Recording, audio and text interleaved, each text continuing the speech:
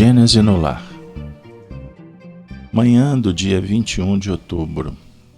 Mais um instante de bênçãos para a nossa trajetória.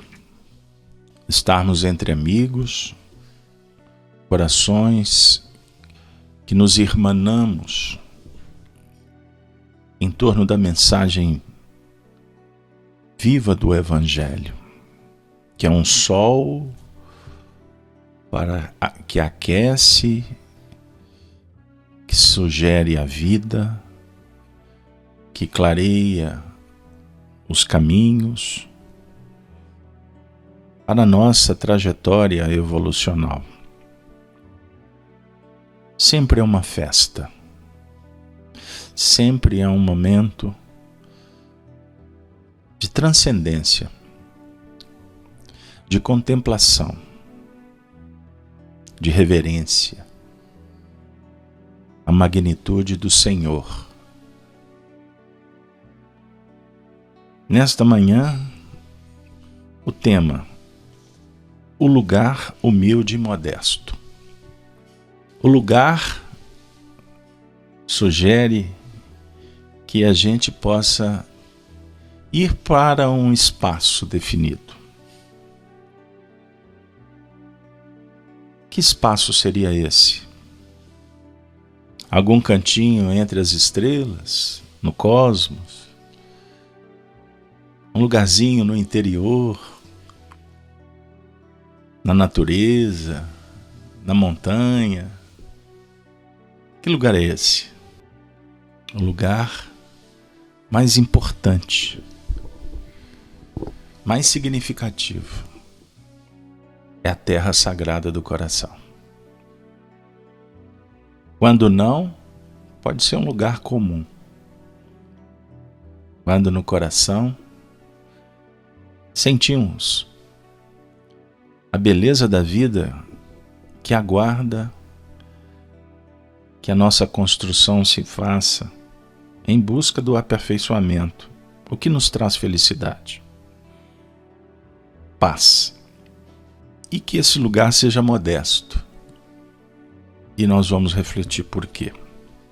Abrindo o Evangelho segundo o Espiritismo em nossa manhã de oração, bem-aventurados os pobres de espírito, confesso aos irmãos, é um dos capítulos de minha preferência. Pois a cada passo que nós vamos dando, na singela condição de neófitos do bem, da justiça, necessitados de transmutar os valores terrenos em espirituais, pobres de espírito, convida a base de todo o trajeto de um discípulo, de um aprendiz. E sempre que nos debruçamos para tentar esquadrinhar esse capítulo, encontrar equações, nós nos felicitamos porque sempre a nossa alma é impulsionada por um voo diferente, muito agradável e ao mesmo tempo desafiador. É uma aventura como nunca tivemos, porque esse momento é o mais importante, mais do que o ontem, e que vai garantir o momento melhor do amanhã. Então é agora, não é daqui a pouco. Capítulo 7, bem-aventurados os pobres de espírito. No item 5, dentro do tópico aquele que se eleva será rebaixado, vamos trazer, acompanhando a proposta de Allan Kardec, um texto retirado do Evangelho de Lucas, capítulo 14, de 1 a 7, 1 e 7 e a 11. Vamos lá. Jesus entrou em dia de sábado na casa de um dos principais fariseus para ir fazer a sua refeição. Isso já nos sugere que ele está entrando na nossa casa para uma refeição. Aí eu vou perguntar, o que nós vamos oferecer para ele? Os que lá estavam o observaram. É o que nós estamos tentando fazer agora, abrir os olhos para sentir a presença de Jesus dentro da nossa casa interior. Dos espíritos que nos visitam, necessitados de estar nessa casa, para aprender ou para ensinar, para curar ou para se tratar.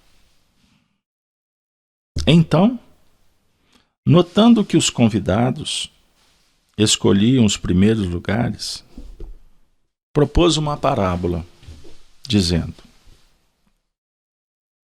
quando fordes convidados para as bodas, não tomeis o primeiro lugar, para que não suceda que, havendo entre os convidados uma pessoa mais considerada do que vós, aquele que vos haja convidado venha dizer-vos: dai o vosso lugar a este, e vos vejais constrangidos a ocupar, cheios de vergonha, o último lugar. Que cenário especial nessa casa bendita. É uma festa. O reino dos céus é uma festa. Ele deve ser comemorado. A definir que todos estamos sendo chamados. E, naturalmente, precisamos de descobrir a melhor maneira. Qual o caminho e como iremos nos comportar. A dizer ainda, sob o ponto de vista filosófico, lembrando do Alice nos Países das Maravilhas. Qual o caminho? Para escolher o caminho, você tem que saber onde você vai. Porque senão qualquer caminho serve. Precisamos de definir aonde queremos chegar. E o que é interessante? O que nós estamos levando? Quando fordes convidados, ide colocar-vos no último lugar, a fim de que, quando aquele que vos convidou chegar, vos diga: meu amigo, venha mais para cima.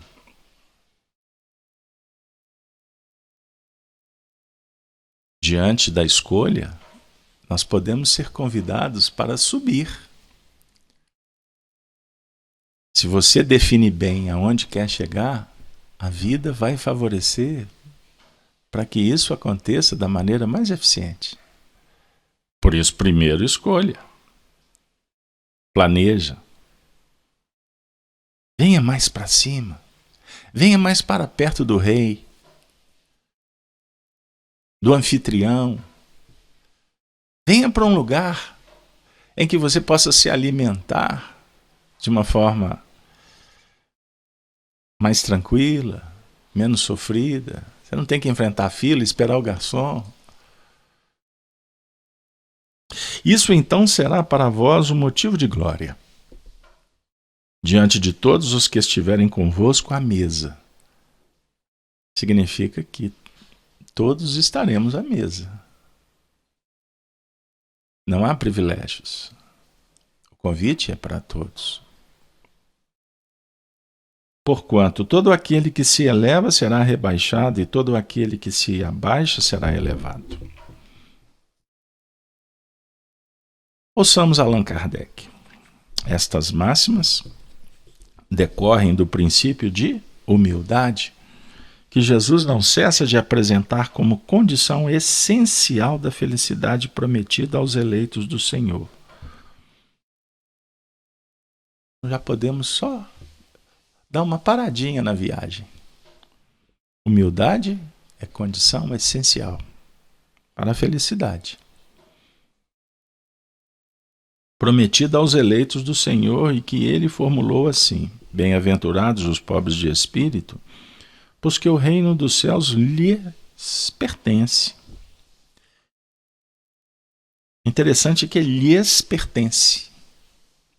Dizer que o reino dos céus não vai pertencer a um. Vai pertencer a todos que se esforçarem. E vou dizer mais, com todo respeito a Allan Kardec, que eu vou mais fundo agora, a dizer que o reino do céu pertence a todas as virtudes e que nós estamos trabalhando com elas, a dizer que não basta a humildade, existem outras virtudes a serem trabalhadas.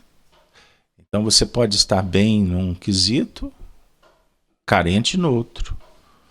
Mas naturalmente, se é uma festa, se é o reino dos céus, virtude dialoga com virtude. Se unificam para dar a base para a sabedoria, para a virtude no amanhã. Ficou claro? Lembrem-se, a imperfeição não dialoga com a imperfeição. Porque uma imperfeição desagrega, causa ruptura e sofrimento. A virtude, uma corrobora com a outra. Ele, Jesus, toma uma criança como tipo da simplicidade de coração e diz: será o maior no reino dos céus aquele que se humilhar, se fizer pequeno como uma criança. Isto é, que nenhuma pretensão alimentar a superioridade ou a infalibilidade. Então a humildade dialoga com a superioridade ou com a infalibilidade? De forma alguma. Porque superioridade e infalibilidade, Deus, sob o ponto de vista da sua grandeza. E falta palavras. Mas poderíamos poeticamente dizer que a força de Deus está no seu amor silencioso, que oferece tudo e só espera, não cobra.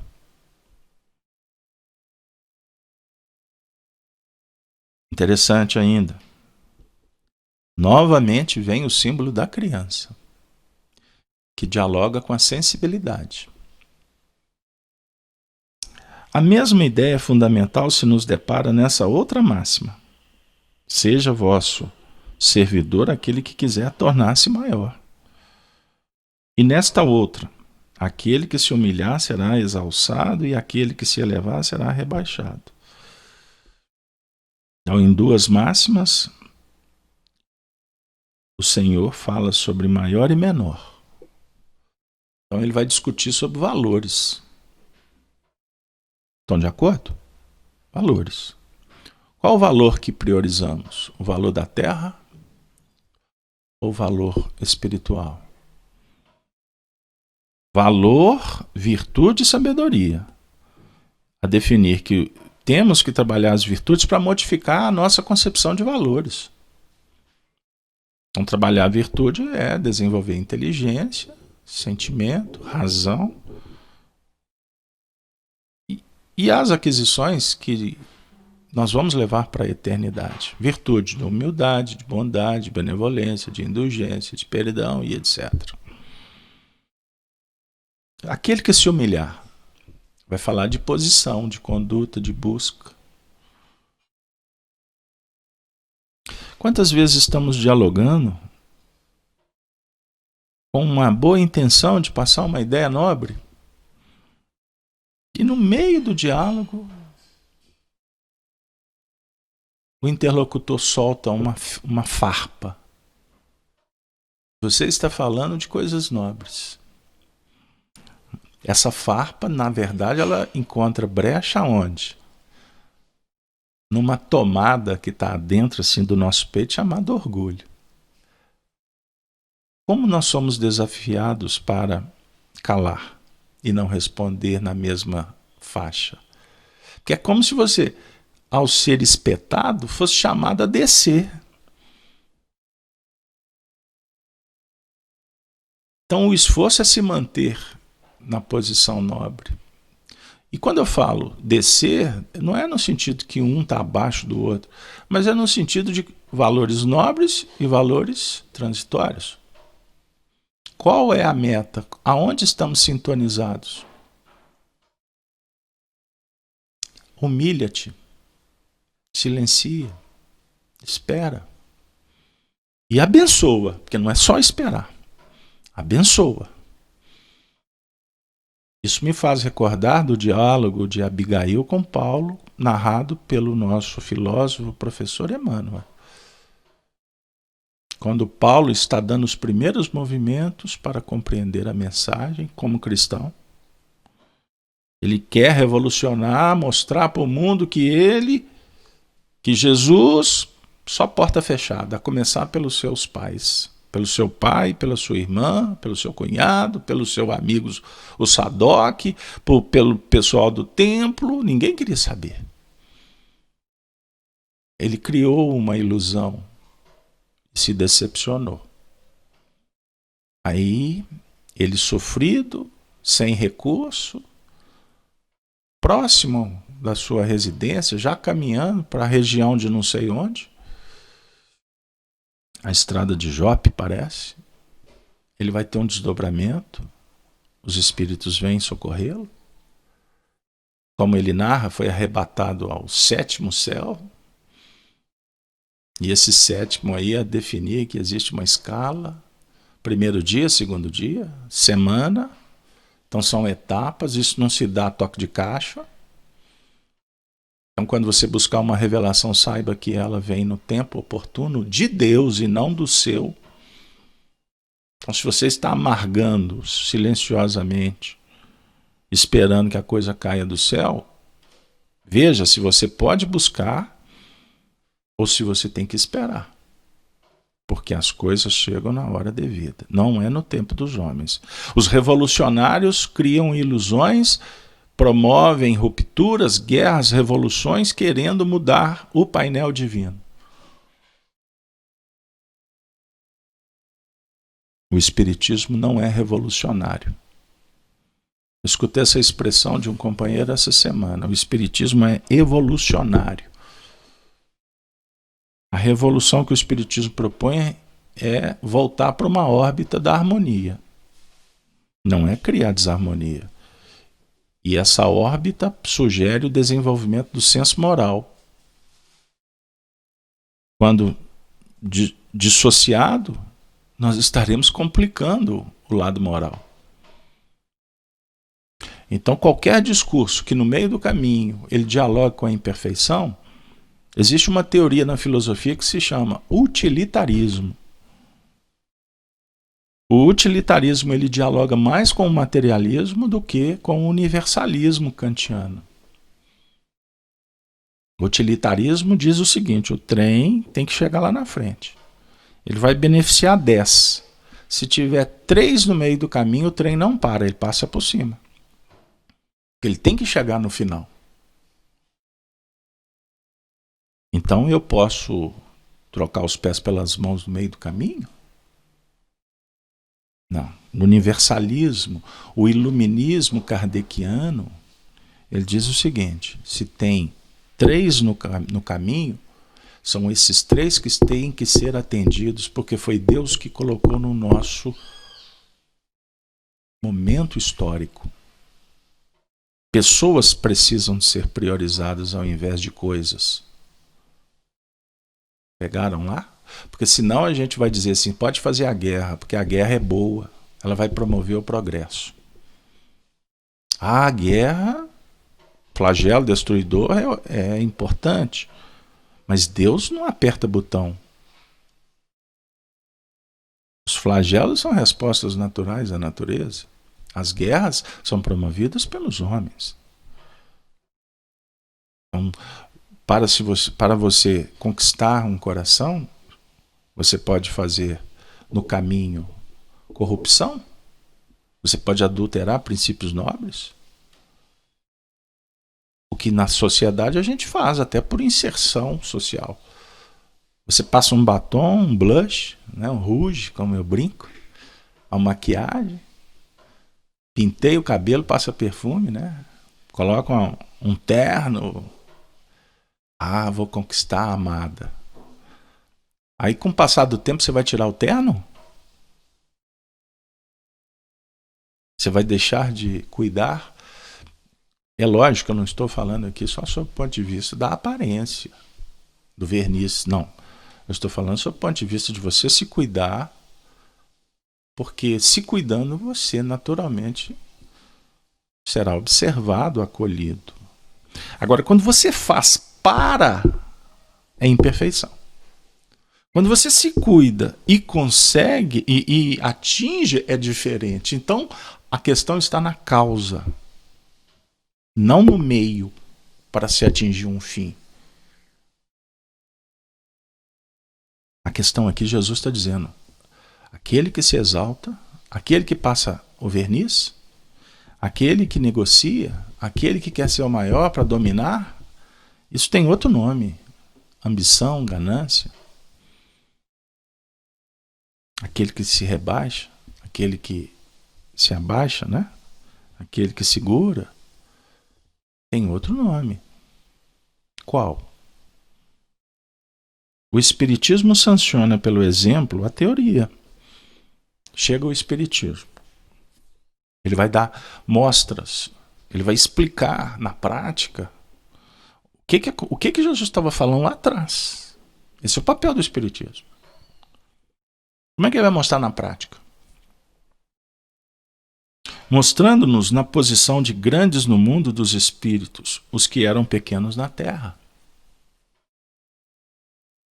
Isso é novidade? Sim. O mundo se abalou por isso. Imagine Júlio César, considerado o maior guerreiro, o maior estrategista, o maior estadista, sob o ponto de vista materialista, domínio. Júlio César, Napoleão Bonaparte. Duas personalidades perfeitamente conjugadas. Quis dominar o mundo. Qual foi a consequência? Primeiro, esfaqueado, traído pelos mais próximos, pelos que o idolatravam. Vocês se recordam da história de Brutus, Cássius, o movimento do Senado? Pois é, ele foi esfaqueado. Até tu, Brutus. Da mesma forma que Napoleão,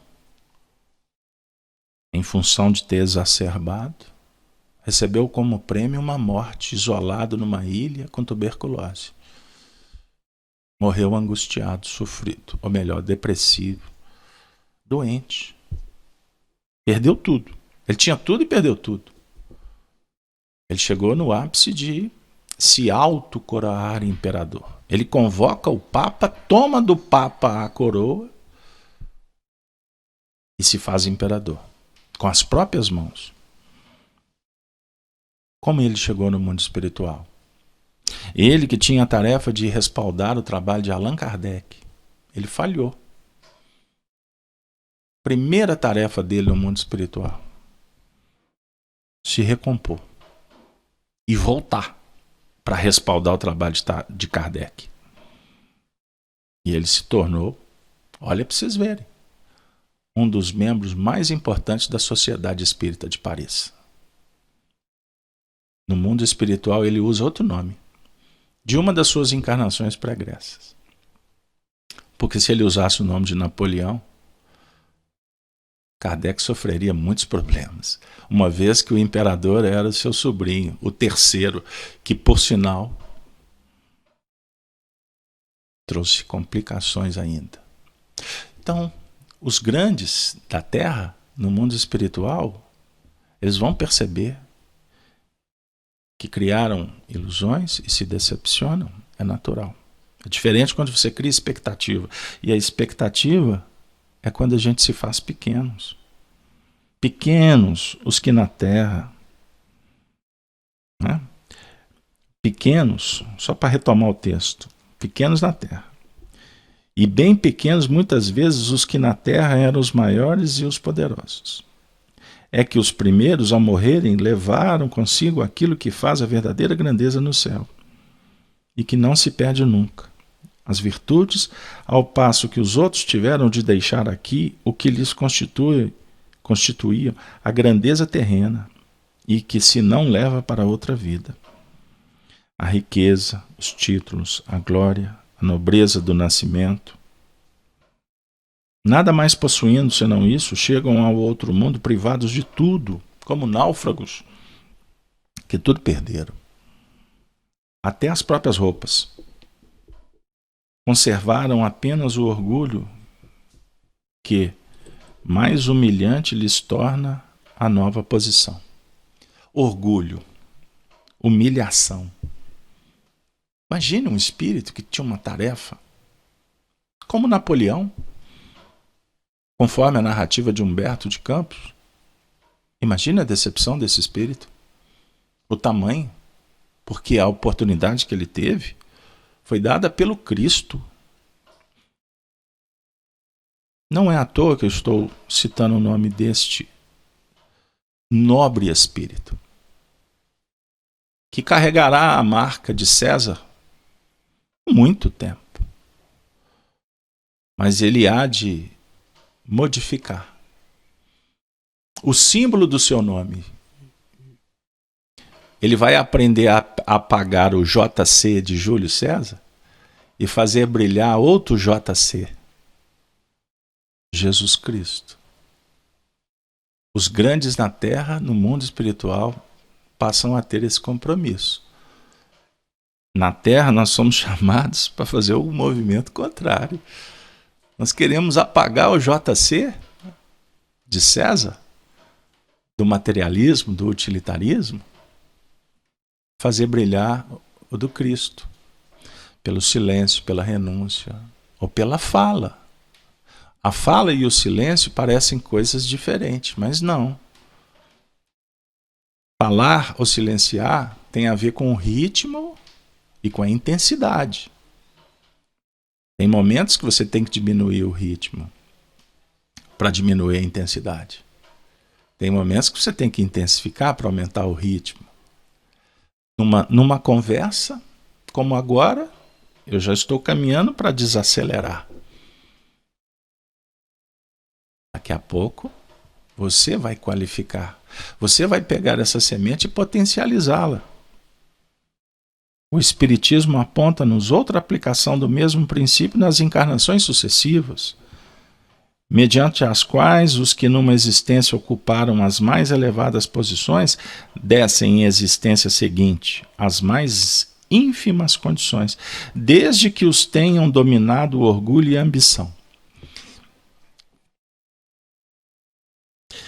Meu coração tem que se conter, porque aqui nós temos uma frase extraordinária que pode ser motivo de uma palestra. Desce em existência seguinte as mais ínfimas condições, desde que os tenham dominado o orgulho e a ambição. Por que desde que tenham? Não significa algumas questões aqui que eu vou sintetizar dizendo.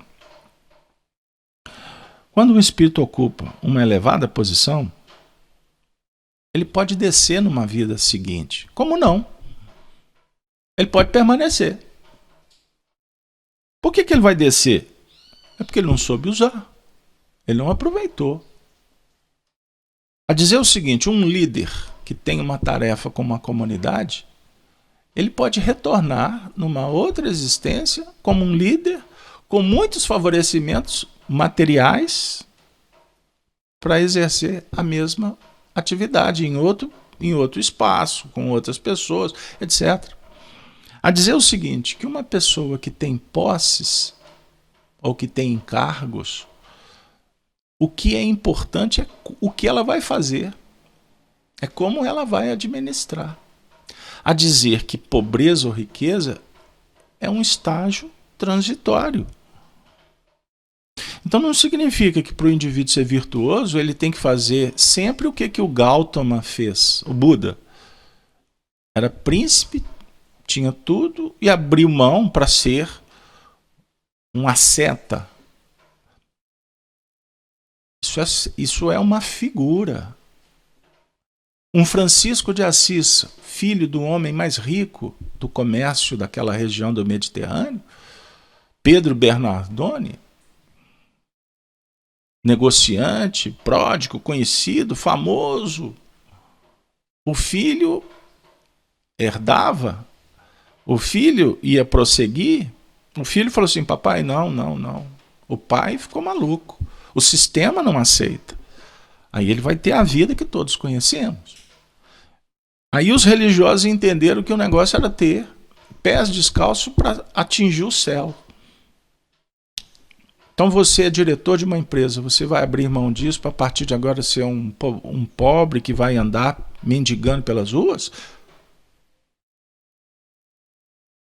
São figuras a dizer que você está no lugar que Deus te confia a guarda. Você tem um repositório de oportunidades. Mas como geralmente a nossa tendência é operar com orgulho e com egoísmo, naturalmente, é natural que sejamos convidados para modificar os painéis de uma forma mais abrupta, para meio que sentir na carne. Com isso você vai entender por que você encontra nos palácios pessoas com depressão, porque tem tudo e não tem nada. Aí você coloca o indivíduo num campo de futebol, num estádio. Ele é mega rico, milionário. Mas ele gosta de ir aos domingos no campo de futebol, sentar no meio do povo e não ser conhecido por ninguém, e poder gritar o nome do time. Por que ele se felicita ali? Isso é só para dar uma ideia de como muitas vezes nós enfrentamos problemas no lugar que estamos. Da mesma forma que o indivíduo está lá, na tapera, na comunidade, e o comportamento dele é de um companheiro que julga ter tudo, que pode dominar. E ele vai vendo que a vida só fecha a porta, só escassez. Para ter a oportunidade de verificar o que é ser grande e ser pequeno. Amigos, nós temos que avaliar o tempo todo para entender o que Paulo de Tarso fala na sua carta aos Romanos, no capítulo 12, que é um dos versículos mais extraordinários pronunciados por Paulo. Não vos conformeis com esse mundo, mas transformai-vos pela renovação do vosso entendimento, para que experimenteis qual seja a boa, agradável e perfeita vontade de Deus. Paulo está falando de renovação, de mudança mental. Nós temos que avaliar, e é o que a filosofia propõe. E a filosofia espírita, que tem a luz do Cristo, como síntese de todas as filosofias e tradições que vieram ao mundo para contribuir com o progresso da humanidade, nos dá chaves benditas. E dentro desse processo de avaliação, para ilustrar e encerrar a minha participação, eu vou trazer um filósofo que eu tenho admiração com a sua competência, o seu trabalho. E a vibração, a sensibilidade que ele oferece. É o filósofo Mário Sérgio Cortella. Certa feita, numa palestra, ele diz assim, sobre esse contexto de avaliação. E eu adequo dizendo, avaliação para conhecer a si mesmo, para dominar a si mesmo e transformar a si mesmo. Abre aspas. Tu vais andando com a tua xícara de café. E de repente alguém te empurra, fazendo com que tu derrames café por todo lado. Uma pergunta surge. Por que tu derramastes o café? Porque alguém me empurrou. Resposta está errada, sob o ponto de vista da filosofia. Derramastes o café porque tu tinhas café na caneca. Se tu tivesse chá, tu terias derramado chá. O que tu tiveres na xícara é o que vai se derramar. Portanto, quando a vida te sacode, o que tiveres dentro de ti, tu vais derramar. A filosofia dialoga, portanto, com a avaliação do conteúdo e essência. Tu podes ir pela vida fingindo que a tua caneca é cheia de virtudes. Mas quando a vida te empurrar, tu vais derramar o que na verdade existir no teu interior. Eu corroboro dizendo, trazendo Jesus, a árvore não é conhecida pelo fruto? Mas cada um segundo suas obras? Então, quando a vida empurrar, nós vamos derramar o quê? O que existir no interior. Sempre sai a verdade à luz.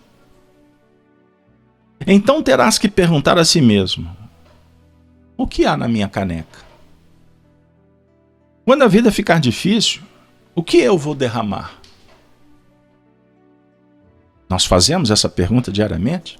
O que nós carregamos na xícara e o que nós vamos derramar? Alegria, agradecimento, paz, bondade e humildade? É isso que carregamos na xícara? Repito, alegria, reconhecimento, humildade, bondade, paz. A discussão aqui, valores e virtudes. Carlos Alberto ainda faz de ingrediente. Ou raiva, amargura, ciúme, inveja, reações duras. De novo, agora não vou falar de valores e virtudes, vou falar de valores e imperfeições. É isso que nós carregamos? Continua o Mário. Tu escolhes. Agora, trabalha em encher a tua caneca com gratidão, perdão, alegria, palavras positivas e amáveis, generosidade e amor para os outros. O que estiver na tua caneca, tu és o responsável. Caráter, destino. Lembrem dessa figura. Escolha, atitude, fixação, hábito, vício, caráter, destino. Se você fizer a equação ao contrário, entenderás por que o seu destino pode estar te trazendo tanta amargura. Porque foi disparado esse processo lá atrás por você ao encher a caneca. Então, o que estiver na tua caneca, tu és responsável. E olha que a vida sacode. A vida empurra. São as provas. E às vezes a vida sacode e empurra forte. Expiação. Sacode mais vezes do que podemos imaginar. A vida sacode. Providência divina. Então a filosofia propõe as questões. Analisar o quê? O que aconteceu? O fato. Por quê? Como? Quando? Importante. E não se deter no quem. Isso é personalismo. Isso é vaidade.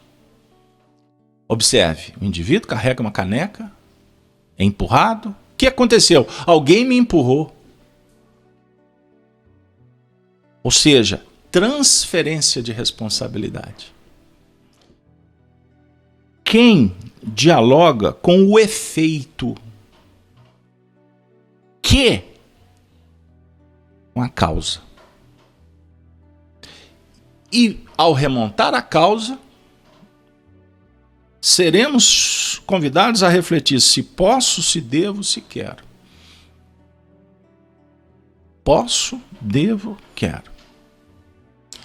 Portanto, companheiros, para entrar nesse território desta dialética do bem, desta procura do entendimento, do conhecimento e da transformação, devemos valorizar esse lugar especial e modesto chamado humildade. O que é humildade? É a qualidade de quem age com simplicidade. Uma característica das pessoas que sabem assumir as suas responsabilidades sem arrogância, prepotência ou soberba. Em teoria, a humildade é tida como uma qualidade bastante positiva e benéfica, onde ninguém é pior ou melhor do que os outros, estando todos no mesmo nível de dignidade, cordialidade, respeito, simplicidade e honestidade. A humildade é um sentimento de extrema importância porque faz a pessoa reconhecer as próprias limitações com modéstia e ausência de orgulho. Vale a pena descobrir sobre o significado de orgulho, mas essa tarefa fica para você. Também é comum o ato de pedir humildemente. Isso quer dizer, solicitar para alguém ou um determinado grupo haja de modo mais modesto, simpático e acessível com outras pessoas ou situações. E por fim, etimologicamente, a origem da palavra humildade está no latim humilitas, que significa pouca elevação, ou seja, uma relação com a ideia de modéstia. Modéstia sempre para com a mensagem do Evangelho. Conclui dizendo, em prece, Senhor, que eu possa aprender a pedir, que eu possa aprender a aceitar, que eu possa reconhecer os meus limites, mas, Senhor, que eu tenha coragem de modificá-los, procurando sempre compreender a importância de se fazer pequeno para se tornar grande nos céus. Eis o ato nobre, justo e belo de uma alma que está em busca da arte do viver, conciliando os contrastes, fazendo adequações necessárias, e inclusive aprendendo a fazer café e ter bastante fé. Gênese no lar, Evangelho no coração. Ave Cristo.